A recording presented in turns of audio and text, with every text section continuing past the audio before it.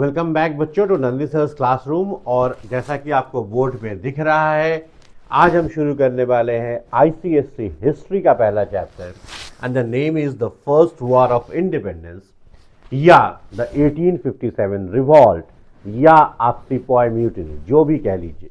ठीक है, तीनों का मतलब सेम है। The first chapter of your history, the first war of independence, the sepoy mutiny और द 1857 रिवॉल्ट। आइडिया तो आपके इसके बारे में होगा ही होगा, बिकॉज ऑलरेडी आपने चैप्टर पढ़ा होगा। हमारा ये डिस्कशन है from the revision point of view. मैं बार बार कह रहा हूं, all this videos are made for your boards 2026। तो इस वीडियो के अंत तक आपको मिल जाएंगे वो क्वेश्चंस जो इस चैप्टर से पूछे जाने वाले हैं बोर्ड्स 2026 में। तो वीडियो को अंत तक देखिए, चैनल को सब्सक्राइब करिए और बन जाइए नंदी सर्स क्लासरूम के एक रेगुलर व्यूअर। चलिए शुरू करते हैं आज की वीडियो। जैसा कि आप देख रहे हैं कि हमने इस चैप्टर को तीन पार्ट में डिवाइड किया है। द फर्स्ट इज कॉजेज, यानी causes of the revolt. Second is consequences, यानी कि इस रिवॉल्ट की क्या क्या रिजल्ट हुए। And the third very short is only the names of the main leaders and the centres. इसके अलावा इस चैप्टर में कुछ और नहीं पढ़ना है। ना हमें इंसिडेंसेस पढ़नी है, ना हमें घटनाक्रम पढ़ना है, और ना ही सरदर्द करना है कि किस डेट में क्या हुआ था। सवाल बिल्कुल नहीं पूछे जाएंगे। बहुत सिंपल कर दे रहा हूं मैं, चैप्टर को सरदर्द मत बनाइए। चैप्टर बहुत आसान है, आपको सिर्फ जानना है कॉजेस, कॉन्सिक्वेंसेस, मेन लीडर्स के नाम एंड द सेंटर्स। तो शुरू करते हैं अपनी पढ़ाई, और सबसे पहले हम शुरू करेंगे कॉजेस। सबसे पहले हम बात करेंगे कॉजेज की। तो कॉजेज में बेसिकली हम इसको डिवाइड करेंगे political causes, socio religious causes, मतलब causes related with the society and the religion, economic causes, military causes and immediate cause. ये पांच तरह की कॉजेज हम पढ़ेंगे, जिसमें से हर कॉज इंपॉर्टेंट है from exam point of view, और ज्यादा नहीं, हर तरह के हमें बस चार चार कॉजेज याद रखने हैं, क्योंकि इस पार्ट पे अगर आपको क्वेश्चन मिलता है तो मैक्सिमम चांसेस हैं कि आपको एक 3 मार्कर या 4 मार्कर मिलेगा। तो 4 मार्कर के लिए 4 पॉइंट चाहिए, 3 मार्कर के लिए हमें 3 पॉइंट चाहिए। तो ऑन द सेफर साइड हम 4 पॉइंट याद कर लेंगे, उससे ज्यादा दिमाग दौड़ाने की बिल्कुल जरूरत नहीं है। बुक में बहुत सारे पॉइंट्स दिए गए होंगे, लेकिन मैं आपको इजी 4 पॉइंट्स बताऊंगा, जिसको याद करना आसान होगा और जिसे लिखना भी आसान होगा। तो शुरू करते हैं विद द पॉलिटिकल कॉजेस। अगर हम बात करें पॉलिटिकल कॉजेज की, तो 4 कॉजेज मैं आपको बताऊंगा, याद रखना बड़ा आसान है। पहला है पॉलिसी ऑफ एक्सपेंशन। अब इसमें भी हम लेंगे 3-4 हिस्से, क्योंकि ये पॉइंट बहुत इंपॉर्टेंट है आपके लिए। इस पॉइंट के अंदर भी 3-4 पॉइंट्स हैं। चलिए शुरू करते हैं पॉलिसी ऑफ एक्सपेंशन। तो पॉलिसी ऑफ एक्सपेंशन क्या था? 1757 में बैटल ऑफ पलासी हुआ, जहां से आप कह सकते हैं कि एक तरीके से ब्रिटिशर्स की जो एक्सपेंशनिस्ट पॉलिसी है उसकी शुरुआत हुई, उनका साम्राज्यवाद की शुरुआत हुई। तो रादर आप अगर कहना चाहें तो 1764 बैटल ऑफ बक्सर को भी अपना रेफरेंस पॉइंट मान सकते हैं। लेकिन मैं आपसे बोल रहा हूं कि बिल्कुल सोचने की जरूरत नहीं है कि ईयर्स याद रखने हैं, बैटल्स के नाम याद रखने हैं, बिल्कुल नहीं। आपको क्या करना है, आपको बस जो चीजें मैं बताऊंगा वो याद रखना है। तो देखिए, सबसे पहले पॉलिसी ऑफ एक्सपेंशन, जिस पॉइंट की हम बात कर रहे हैं नाउ। पॉलिसी ऑफ एक्सपेंशन का मतलब है कि ब्रिटिशर्स ने अपने साम्राज्य को बढ़ाना शुरू किया, और बढ़ाने के लिए उन्होंने 3-4 उपाय लिए। पहला उपाय क्या था पॉलिसी ऑफ एक्सपेंशन में? वॉर्स। 1764 से शुरुआत हुई बैटल ऑफ बक्सर से, इसके बाद बैटल ऑफ मैसूर हुआ, फिर मराठास के साथ बैटल हुआ, फिर एंग्लो सिख वॉर हुआ। करते करते वो म्यांमार तक पहुंच गए अपने साम्राज्य को बढ़ाते बढ़ाते। एंड उन्होंने कैसे किया ये? दूसरी पावर्स के साथ युद्ध करके। तो दैट्स अबाउट वॉर्स। ठीक है, डेट्स के बारे में मत सोचिए। आप क्या लिखेंगे? The Britishers expanded there territories through outright Wars. They started this with Battle of Buxar. They fought with the Mysore, the Anglo-Sikh War, the Anglo-Maratha War, and they extended their empire up to Myanmar. इतना लिख दीजिए, बहुत है। Dates के बारे में बिल्कुल मत सोचिए। सेकेंड पॉइंट, वॉर्स के बाद जो सेकेंड उनकी पॉलिसी ऑफ एक्सपेंशन का हिस्सा था, that was subsidiary alliance system. अब इसको आपको समझना पड़ेगा, सब्सिडरी अलायंस सिस्टम। ये अपने आप में एक इंपॉर्टेंट क्वेश्चन हो सकता है for the 2 marker. Now what was subsidiary, even 3 marker, what was subsidiary alliance system? It was a system in which the ruler has to decide, or you can say has to admit, that the Britishers are the supreme power and he has to lose his sovereignty, he has to come to a partnership with the British। कि ruler को यह मान लेना पड़ेगा कि British supreme power है और हम सोवरन पावर नहीं है, हम ब्रिटिशर्स के साथ में मिलकर काम करेंगे। ठीक है, अब इसके लिए क्या क्या शर्तें थी? सबसे पहला, सब्सिडरी अलायंस सिस्टम की शर्तें मैं यहां पे लिख रहा हूं। पहला, they have to acknowledge British as the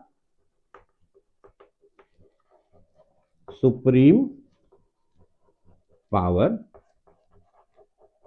they will lose their sovereignty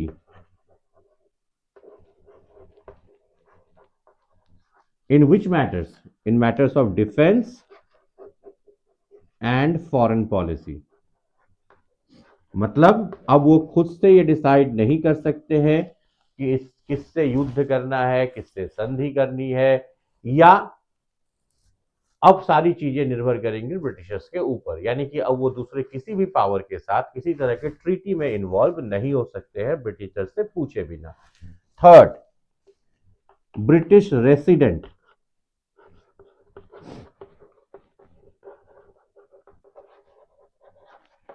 now they have to keep a British resident in their court. मतलब राजा के दरबार में अब एक ब्रिटिश ऑफिसर रहेगा जो उसके दरबार की काम की देखरेख करेगा, यानी कि direct control over the, you can say, ruler. Now तो 3 हो गए इसके पॉइंट्स। पहला, British as supreme power, lose sovereignty in defence and foreign affairs. Next is British resident उनके यहां पे रहेगा। और चौथा क्या करना पड़ेगा?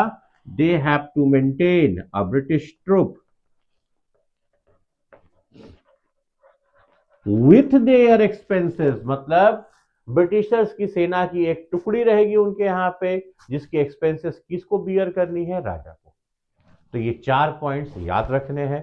अगर सब्सिडरी अलायंस सिस्टम में अलग से क्वेश्चन आता है तो आप लिखेंगे subsidiary alliance system which was a system which was adopted by the Indian rulers in which they acknowledged that British were the supreme powers and they will work in hand with the British। ठीक है, 2 marker के लिए या 3 marker के लिए subsidiary alliance system अपने आप में एक बहुत इंपॉर्टेंट क्वेश्चन है। Now let us move on to the third point, यानी कि third way in which they have expanded their territories, and that was doctrine of lapse।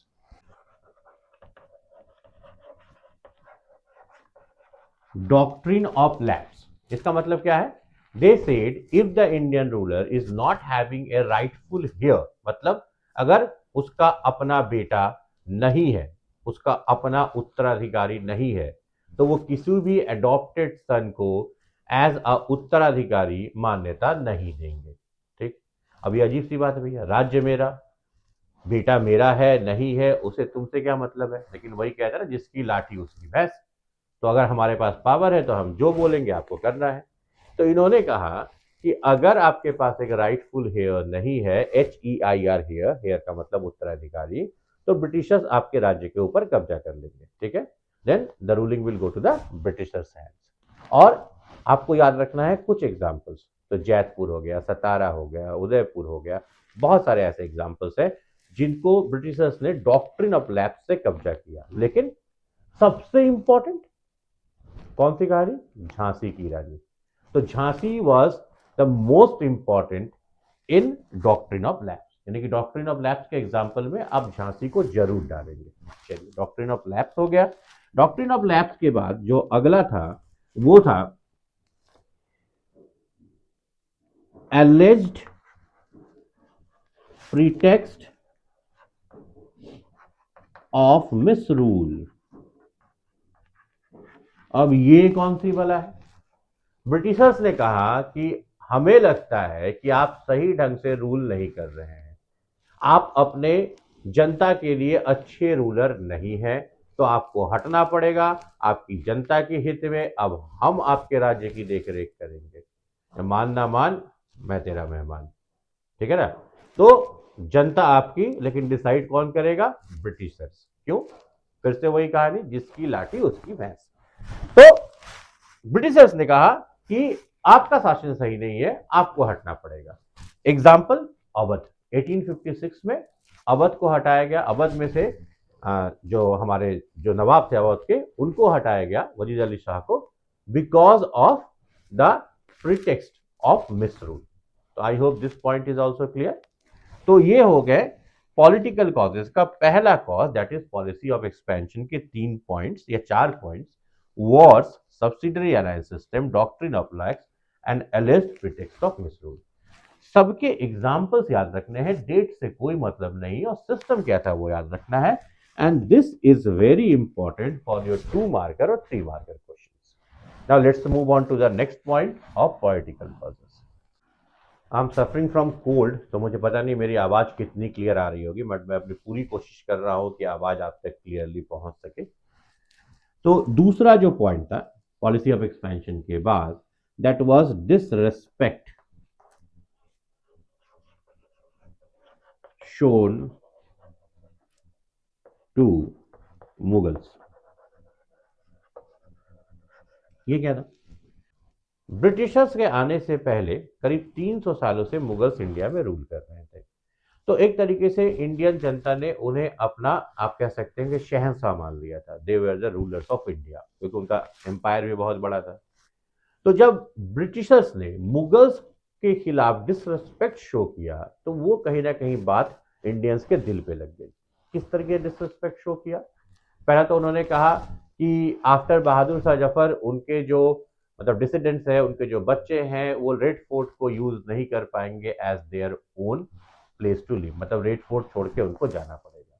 दूसरा, जितने भी कॉइन्स थे पहले, जो मुगल सम्राट होते थे उनके नाम पे कॉइन्स बनते थे, उनकी फोटोज, उनकी नाम कॉइन्स पे से हटा दिए गए। तो ये अगला डिसरेस्पेक्ट था। कहीं ना कहीं लोगों को बात में ये बात चुभ गई दिल में कि ऐसा किया गया कि जो मुगल हमारे रूलर थे उनकी फोटो, उनका नाम कॉइन्स पे से हटा दिया गया। बहादुर शाह जफर से कहा गया कि आपके बेटे अब रेड फोर्ट में नहीं रह पाएंगे, और ये भी कह दिया गया कि बहादुर शाह जफर के बाद उनके जो बच्चे हैं उनको पेंशन नहीं दिया जाएगा। ऑलरेडी बहादुर शाह जफर अंग्रेजों के पेंशन पे जी रहे थे, तो कह दिया गया कि आपके बाद आपके बच्चों को पेंशन नहीं दिया जाएगा। एक तरीके से मुगल साम्राज्य के खत्म होने की घोषणा अंग्रेजों ने कर दी। ये बात इंडियंस के दिल पे लग गई, बेसिकली जो इंडियन सोल्जर्स थे उनके भी दिल पे ये बात लग गई। I hope this point is clear, disrespect shown to the Mughals, ठीक है। Third point was treatment given to Nana Saheb.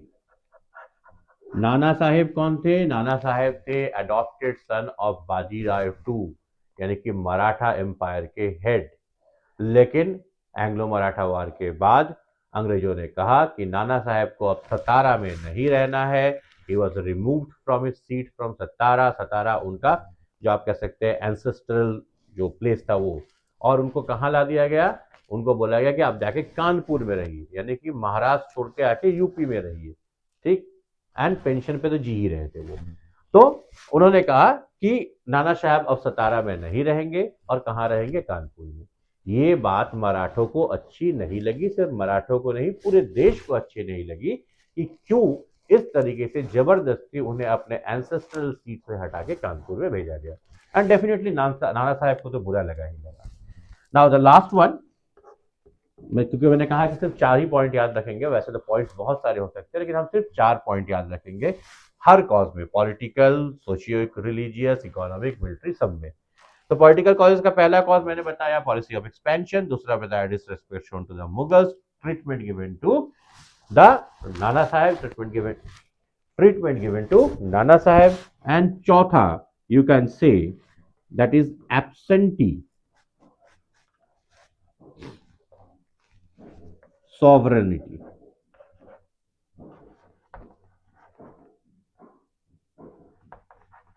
अब क्या है एब्सेंटी सॉवरेनिटी? देखिए, इंडिया पे बहुत सालों से विदेशी आक्रांताओं का रूल रहा है, ऐसा नहीं है। Mughals were the last before the Britishers, लेकिन ये जितने भी लोग थे जिन्होंने इंडिया के ऊपर रूल किया, वो कहीं ना कहीं, ठीक है, बाहर से आए जरूर थे, लेकिन उसके बाद इंडिया में आके बस गए। ठीक है, they became a part of the India. ठीक, बट ब्रिटिशर्स ऐसे थे जो इंडिया पे रूल तो कर रहे थे, लेकिन इनका पूरा शासन कहाँ से चल रहा था? ब्रिटेन से, इंडिया से नहीं चल रहा था।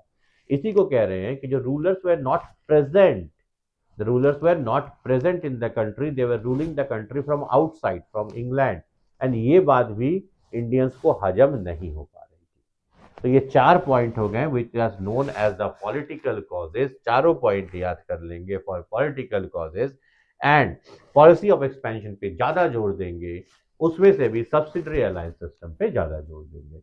आई hope the political causes are clear to you. Now we will move on to socio religious causes. तो अब हम बात करने वाले हैं सोशियो रिलीजियस कॉजेज की, that means causes which are related with the society and religion. तो पहला इसमें हम लोग कर सकते हैं सोशियो रिलीजियस कॉजेज का, जो पहला पार्ट है वो था इंटरफेरेंस विथ सोशल कस्टम्स।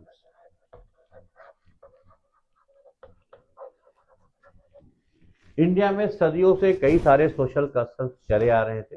अब ये अंग्रेजों ने अच्छे के लिए किया, बुरे के लिए किया, ये मैं डिटेल में नहीं जाऊंगा। We are talking about exam point of view. तो फिर कभी अगर मैं इसकी फुल प्रोजेक्ट क्लास लेता हूं तो आपसे बात होगी इसके बारे में। बट अंग्रेजों ने जो सोशल कस्टम्स के साथ छेड़छाड़ की इंडियंस के, लाइक उन्होंने क्या किया, 1829 में सती प्रथा को बंद करवा दिया नियम बना के। 1856 में विडो रीमैरिज एक्ट लागू कर दिया। अब सती, विडो रीमैरिज, ये सब क्या था? ये हमारे कस्टम्स का एक हिस्सा था। अच्छा या बुरा बाद में जाएंगे, मतलब विडोज की जो लाइफ थी या सती की जो प्रथा थी, उस पे जब ये नियम बनाएंगे तो इंडियंस को ये अच्छा नहीं लगा, एंड कहीं ना कहीं एक आप कह सकते हैं मन के अंदर गुस्सा इंडियंस का अंग्रेजों के प्रति पनपने लगा कि क्यों ये हमारे सोशल कस्टम्स के साथ छेड़छाड़ कर रहे हैं। तो पहली चीज है interference with the social custom. दूसरा, apprehensions about modern developments।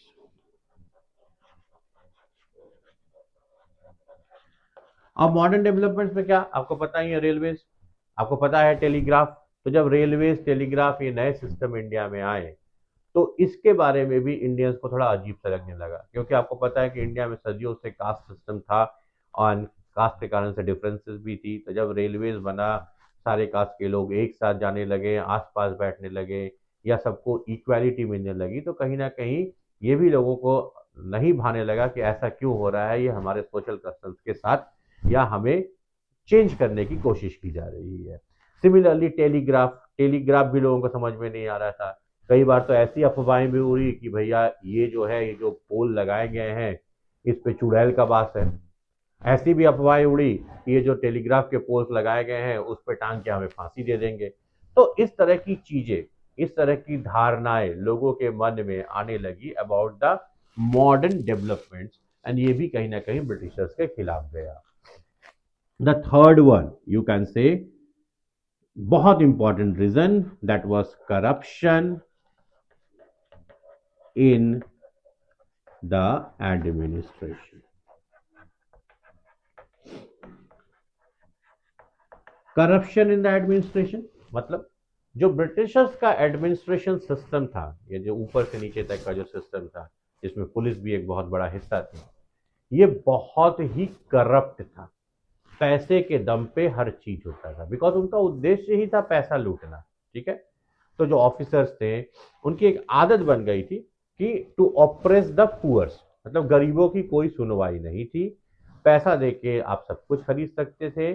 तो ये जो वाइड स्प्रेड करप्शन था उनके एडमिनिस्ट्रेशन में, ये भी एक कारण था 1857 रिवॉल्ट का। तो करप्शन तीसरा। एक और पॉइंट लेंगे, वैसे पॉइंट तो बहुत सारे हो सकते हैं। वेस्टर्न एजुकेशन एक पॉइंट हो सकता है, प्रॉपर्टी लॉ एक पॉइंट हो सकता है। आपके बुक में सारे पॉइंट्स दिए गए होंगे, लेकिन मैं सिर्फ 4 पॉइंट्स आपको बताऊंगा, जिसे याद रखना आसान है, जिसे पढ़ना आसान है, और 4 ही पॉइंट हमें चाहिए क्योंकि 4 मार्कर्स के आंसर मैक्सिमम हमें लिखने हैं। चौथा है एक्टिविटीज ऑफ द मिशनरीज। अब ये मिशनरीज कौन थे? ये बेसिकली चर्च के लोग थे जो क्रिश्चियनिटी को इंडिया में फैलाना चाहते थे। तो शुरू शुरू में जब इंडिया में आए, जब इनकी जो एक्टिविटीज थी वो रेस्ट्रिक्टेड थी, तो बहुत ज़्यादा दिक्कत तो नहीं हुई। लेकिन अंग्रेज साम्राज्य के बढ़ने के साथ साथ जब इनकी एक्टिविटीज ने भी एक्सपैंड करना शुरू किया, तो कहीं ना कहीं इंडियंस को ये बात समझ में नहीं आई। उनको लगा कि ये हमारे धर्म को खत्म करने की कोशिश कर रहे हैं, and that's why they went against the British rule. तो ये 4 पॉइंट्स आप याद रख सकते हैं सोशियो रिलीजियस में: interference with social customs, apprehensions about modern developments, corruption in administration and activities of the missionaries. Okay. अब शुरू करते हैं हम अगला, and that was economic causes. Economic causes में पहला मैं लूंगा ड्रेन ऑफ वेल्थ। यहां भी बहुत सारे पॉइंट्स हो सकते हैं, बट हम सिर्फ 4 पॉइंट्स याद रखेंगे जो हमारे लिए याद करना आसान हो। ड्रेन ऑफ वेल्थ का मतलब ब्रिटिशर्स इंडिया से जो भी कमा रहे थे उसे इंडिया में यूज नहीं कर रहे थे, रादर कहाँ ले जा रहे थे? अपने देश में, अपने फायदे के लिए। नॉर्मली एक देश का जो आप कह सकते हैं गवर्नमेंट होती है, वो देश से जो भी टैक्सेस लेती है, जो भी फायदे करती है, उसे देश में ही री इन्वेस्ट करती है for the development of the people. Britishers बिल्कुल ऐसा नहीं कर रहे थे। वो इंडिया से पैसा कमा रहे थे और कमा के ले जा रहे थे इंग्लैंड। इसी को कहते हैं ड्रेन ऑफ वेल्थ। इसके बारे में नेक्स्ट चैप्टर जब आप पढ़ेंगे the grand old man of India दादा भाई नौरोजी के बारे में, तो उन्होंने एक किताब लिखी थी poverty and un British rule in India, जिसमें उन्होंने ड्रेन ऑफ वेल्थ की बात की थी। The first point is drain of wealth. Second point, wide spread unemployment. देखिए बहुत सिंपल मैं पॉइंट ले रहा हूं। पहला ड्रेन ऑफ वेल्थ, दूसरा अनएम्प्लॉयमेंट। कहीं पे भी इकोनॉमिक कॉज का मेन कारण क्या हो सकता है? मतलब इकोनॉमिक डिसकंटेंट का मेन कारण अनएम्प्लॉयमेंट हो सकता है। अब सवाल ये कि अनएम्प्लॉयमेंट आया कहाँ से? देखिए पहले जो सिस्टम था इंडिया में, देशी राजा महाराजा, उनकी अपनी आर्मी, वो पैट्रन्स थे कविता के, कवियों के, वो पैट्रन्स थे पेंटिंग के।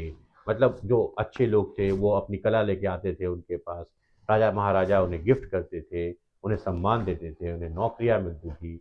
ये पूरा सिस्टम ब्रिटिशर्स के आने से खत्म हो गया। अब चूंकि देशी राजा महाराजाओं के साम्राज्य खत्म होने लगे तो उनकी आर्मीज खत्म होने लगी। पहले लैंडलॉर्ड्स वगैरह का जो ट्रेडिशनल वे आउट था वो भी खत्म होने लगा। जो आर्टिजन्स थे, जो पेंटर्स थे, उनको जो सम्मान राजा महाराजाओं से मिलता था वो भी खत्म होने लगा। तो अल्टीमेटली एक वाइड स्प्रेड करप्शन, सॉरी, तो अल्टीमेटली एक वाइड स्प्रेड अनएम्प्लॉयमेंट पूरे देश में छाने लगा। इसके अलावा जो कॉटेज इंडस्ट्रीज थी, जिसकी बात हम अगले पॉइंट में करेंगे, या हमारी जो देसी इंडस्ट्रीज थी, इंडिजीनियस इंडस्ट्री, उनका भी डिक्लाइन हुआ। पीजेंट्री मतलब किसानों का डिक्लाइन हुआ। इस कारण से भी अनएम्प्लॉयमेंट बढ़ता गया। तो wide spread unemployment is the second point. The third point you can से decline of cottage and indigenous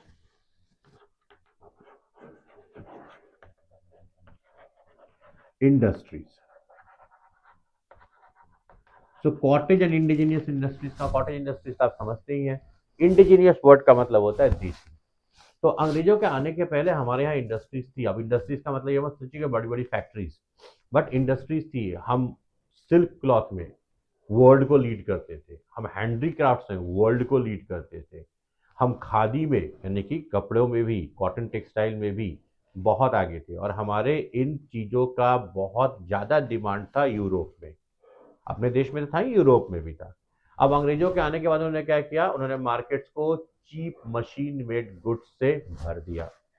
तो इंडियन मार्केट हो गया खत्म। मैं बहुत डिटेल में फिलहाल नहीं जाऊंगा। और साथ ही साथ इतना टैक्स वगैरह लगा दिया कि ये जो इंडस्ट्रीज थे, इनका विदेशी मार्केट जहाँ पे एक्सपोर्ट करते थे वो भी खत्म हो गया। तो दो तरीके से इंडस्ट्रीज को खत्म कर दिया अंग्रेजों ने। एक तो उनका जो देसी मार्केट था वो छीन लिया बाय, यू कैन सी, भर दिया उन्होंने मार्केट को विथ मशीन मेड सस्ते गुड्स। एंड दूसरा, विदेशों में जो इनका मार्केट था वो भी इनसे छीन लिया by increasing the export duties and all. I hope ये पॉइंट आपको समझ में आ गया होगा। The last one you can से डिक्लाइन ऑफ पीजेंट्री।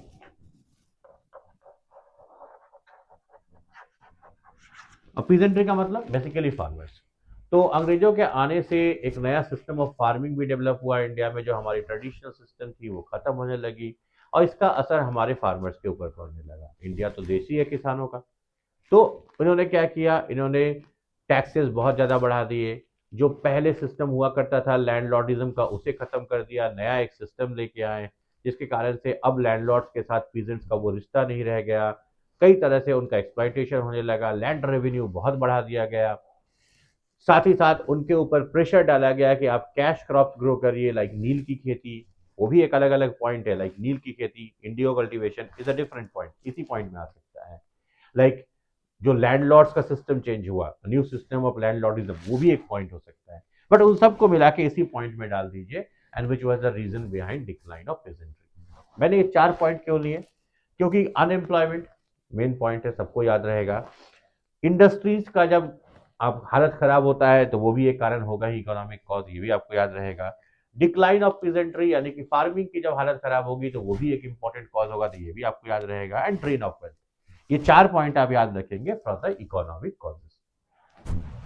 अब जो अगली कॉजेज है वो है मिलिट्री कॉजेज, यानी कि मिलिट्री में क्या क्या प्रॉब्लम थी, जो मेन आप एक तरीके से कह सकते हैं the reason behind this revolt. क्योंकि सिपाही म्यूटिनी थी, बेसिकली जो इंडियन सोल्जर्स थे ब्रिटिश आर्मी में, उनकी म्यूटिनी थी। तो military causes are very important. पहला, इल ट्रीटमेंट किनके साथ? To the Indian soldiers.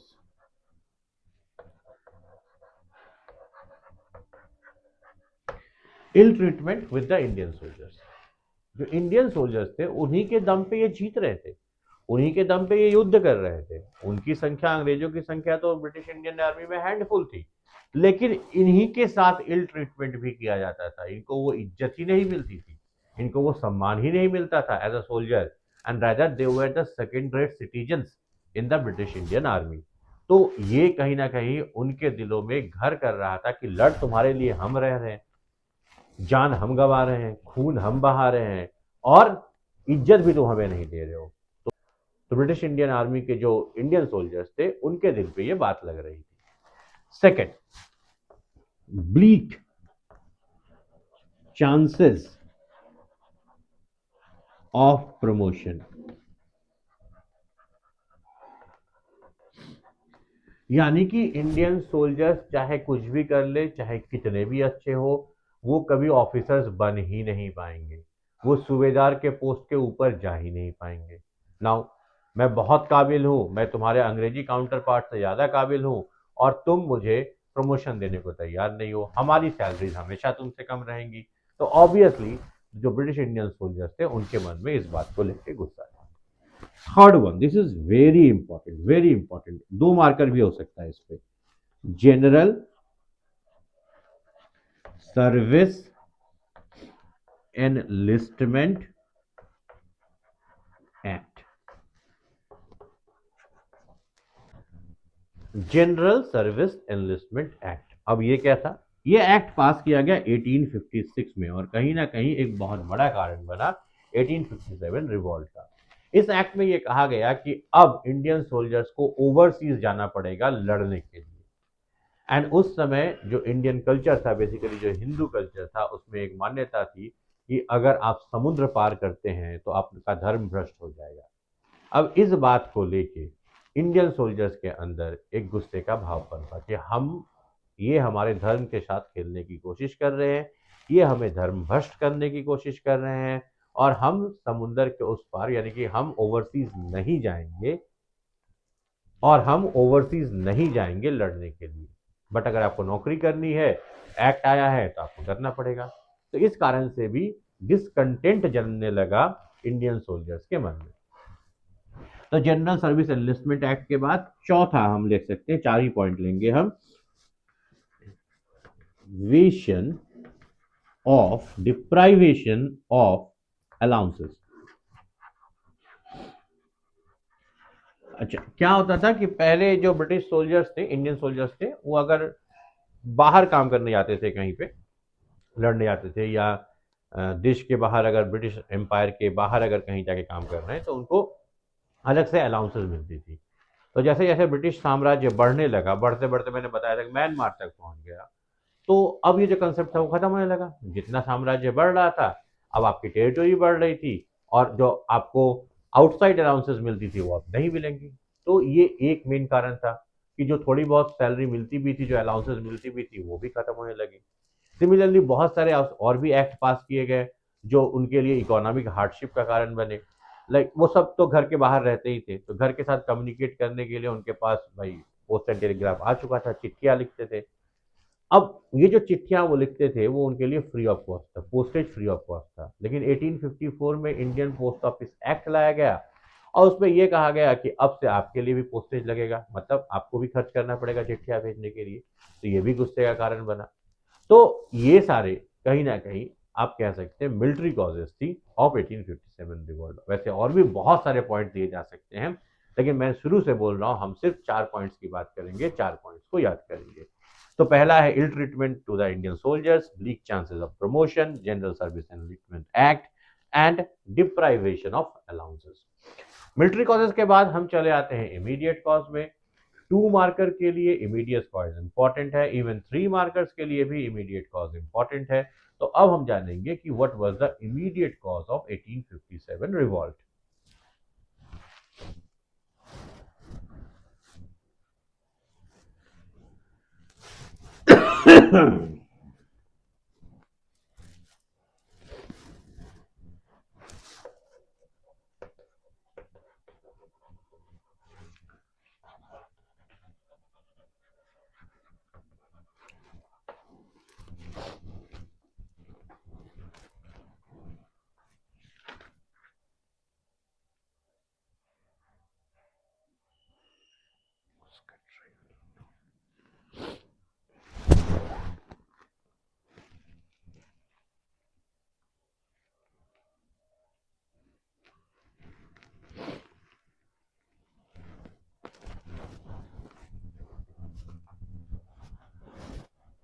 अब हम बात कर रहे हैं इमीडिएट कॉज की, जो मुद्दा बना 1857 रिवॉल्ट के शुरू होने के पीछे। गुस्सा तो बहुत दिनों से था, लेकिन उस गुस्सा वो फटा कैसे, होता है ना कि आग में घी डालने का काम।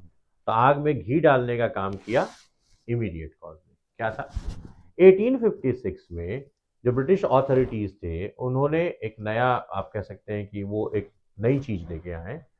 जो पुरानी मस्केट राइफल थी, जिसको ब्रिटिश आर्मी में यूज किया जाता था, इंडियन सोल्जर्स भी यूज करते थे, उसे इन्होंने रिप्लेस कर दिया। जो पुरानी मस्केट राइफल थी, जिसे ब्रिटिश आर्मी में यूज किया जाता था, इंडियन सोल्जर्स भी यूज करते थे, उसे रिप्लेस कर दिया इन्होंने न्यू एनफील्ड राइफल से।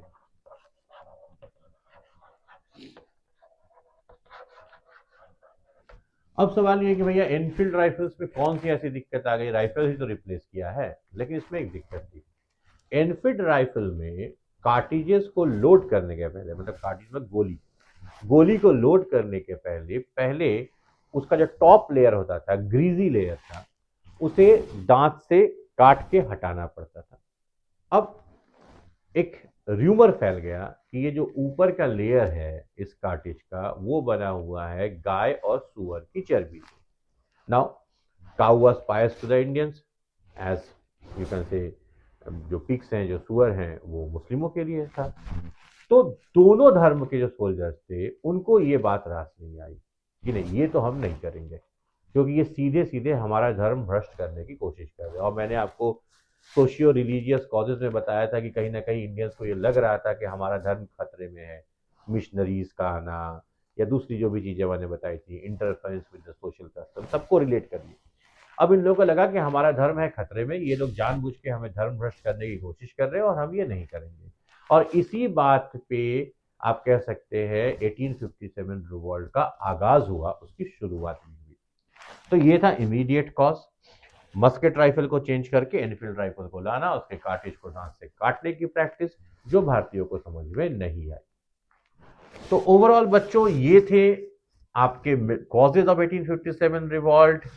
आप बात कर सकते हैं पॉलिटिकल कॉजेज की। पॉलिटिकल कॉजेज सबसे इंपॉर्टेंट है, याद रखिएगा। Socio religious, economic, military and immediate. Immediate cause भी इंपॉर्टेंट है फॉर 2 मार्कर और 3 मार्कर। अब करना क्या है, आपको हर तरह की कॉजेज के सिर्फ 4 पॉइंट याद करने हैं। मैंने 4 पॉइंट ही आपको बताए थे, वीडियो को एक बार और देख लीजिएगा, 4 पॉइंट आपको याद हो जाएंगे। और अगर अभी भी आपको लगता है कि सर आपने पॉइंट्स तो बता दिए लेकिन इसका एक्सप्लेनेशन चारों पॉइंट के बीच में हेडिंग्स के बाद क्या लिखना है, ये थोड़ा प्रॉब्लमेटिक है, तो प्लीज डू कमेंट करिए। मैं आपको एक पोस्ट दे दूंगा जिसमें इस चारों तरह की कॉजेज का प्रॉपर एक्सप्लेनेशन मिल जाएगा आपको। आप उसे डाउनलोड कर लीजिएगा, आप उसकी एक स्क्रीनशॉट ले लीजिएगा, जो आपके पढ़ने के काम आएगा। लेकिन ये मैं तभी करूंगा when you people will have an interest, जब आप ये मुझसे बताएंगे कि सर हमें ऐसी किसी चीज की जरूरत है। आज इस वीडियो में यहीं तक हमने बात की 1857 रिवॉल्ट के कॉजेज की। नेक्स्ट वीडियो में हम बात करेंगे 1857 रिवॉल्ट के कॉन्सिक्वेंसेस की, और एक छोटा सा हिस्सा कि लीडर्स कौन थे एंड सेंटर्स कौन था। तो अगले वीडियो में 1857 रिवॉल्ट खत्म हो जाएगा। 3 मार्कर एंड 4 मार्कर क्वेश्चंस के लिए बहुत इंपॉर्टेंट चैप्टर है, बड़ा आसान सा भी है। 4 पॉइंट याद करेंगे और 4 मार्कर और 3 मार्कर क्वेश्चंस हम अटेम्प्ट कर सकते हैं। तो बच्चों बने रहिए मेरे साथ इस चैनल पे।